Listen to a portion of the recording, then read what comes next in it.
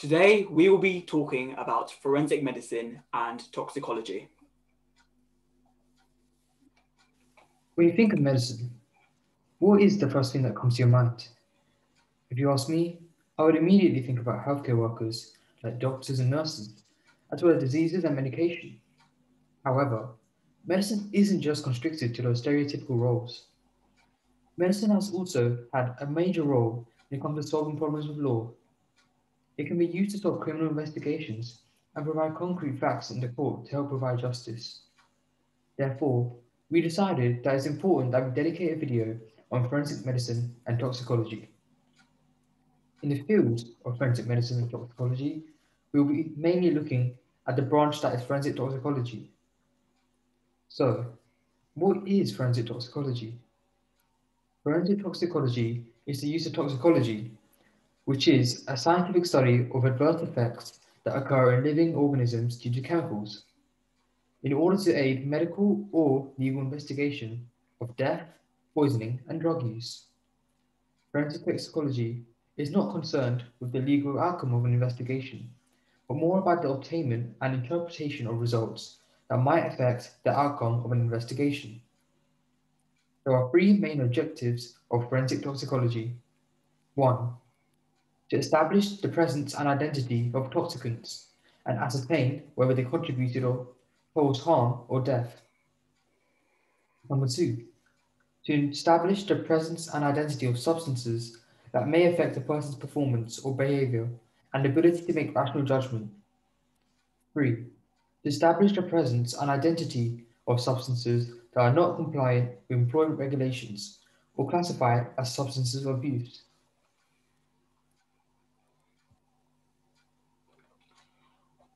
The history of forensic medicine and toxicology.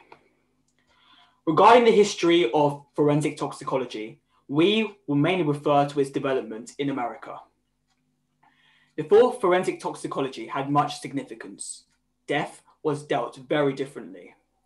Traditionally, deaths in New York City, for example, had been handled by city coroners.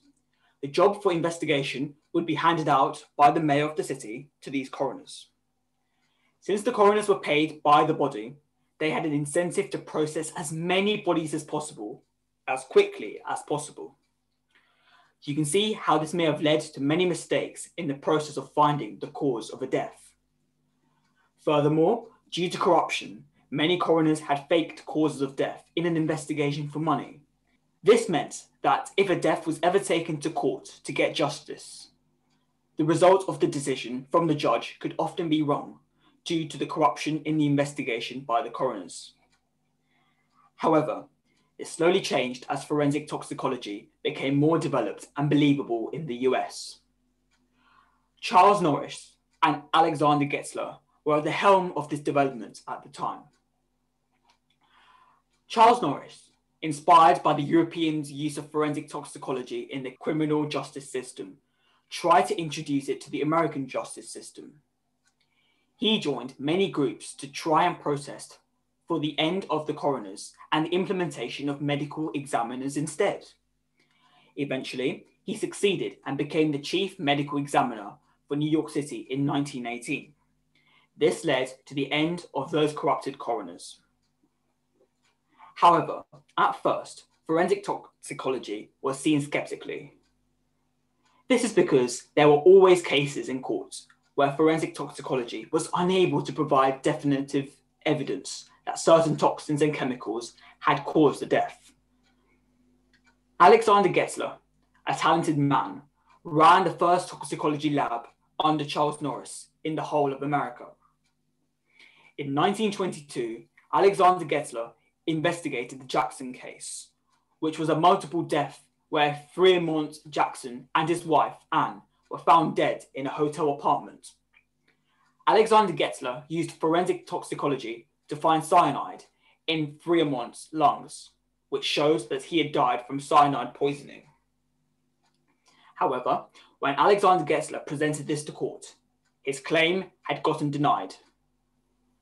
The rebuttal of his claim was due to the production of cyanide in the decomposition of Fremont's dying body. However, Alexander Getzler knew that the decomposition of a body would never create the concentration of cyanide that was present in the lungs of Fremont, but he had no way to prove it. As a result, Alexander Getzler left the court embarrassed, and due to events like these, forensic toxicology was seen with skepticism.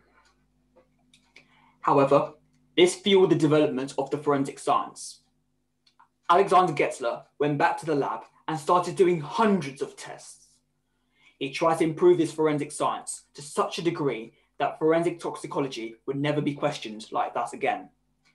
His work on cyanide became so good that we even cite it today. In the end, Getzler couldn't change the outcome of the court case, but he had started on a path that would change forensic toxicology and the way it deals with death forever.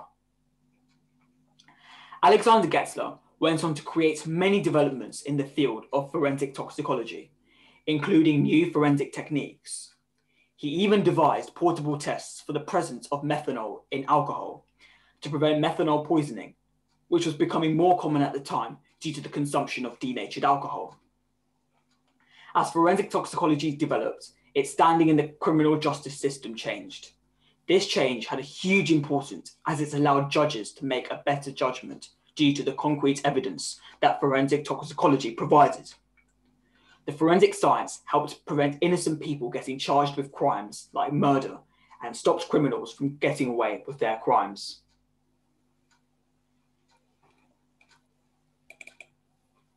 Nowadays, forensic toxicology is used when there is suspected driving under the influence of alcohol or drugs, the suspected use of performance-enhancing drugs in human and animal sports, suspected drug intoxication or overdose cases, suspected poison or drug-related death, and suspected drug-facilitated assault or other crime. It can also be used for testing for drug abuse and workplace drug screening. Subdisciplines of forensic toxicology. There are 3 subdisciplines for forensic toxicology, which are post-mortem forensic toxicology, which is commonly associated with investigations into the death of a person and determining their cause of death. People in this field will work with pathologists, medical examiners, and coroners to ascertain the role of alcohol, drugs, or poison in the victim's death.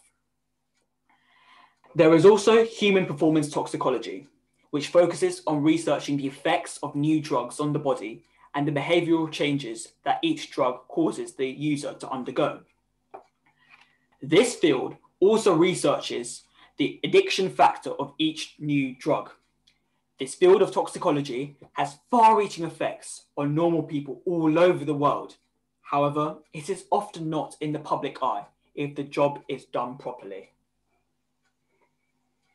And finally, there is forensic drug testing, which refers to the chemical tests that can be done on urine, oral fluid, hair, sweat, or even on your breath to ascertain whether or not you are or have been under the influence of alcohol or drugs. Our aim in this video was to show you how medicine is not all to do with the healthcare sector and how it's influenced and created many new branches of science. We hope that you now recognize the importance of forensic toxicology. Now, before we finish off our episode, we would like to leave you with a quote from Herbert Leon MacDonald, who had conducted important investigations and research in forensic science for 40 years. Physical evidence cannot be intimidated. It does not forget. It sits there and waits to be detected, preserved, evaluated, and explained. This quote above perfectly summarizes the role of forensic science. Thank you for watching. Make sure to like, comment, and subscribe, as well as turning on the notification bell so that you won't miss out on our future videos. We also have an Instagram and Twitter page, and the links are in the description below. Once again, thank you.